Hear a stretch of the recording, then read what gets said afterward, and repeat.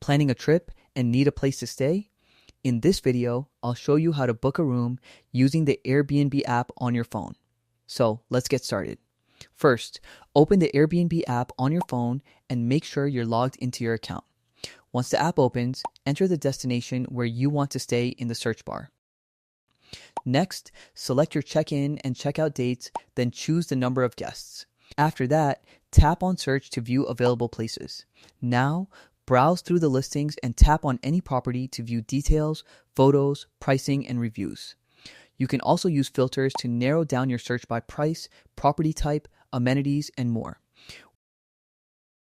Once you find a place you like, tap on reserve to continue.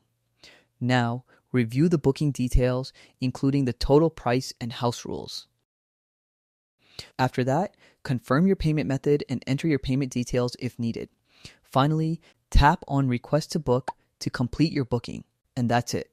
Your Airbnb booking will be confirmed, and you'll receive the reservation details directly in the app.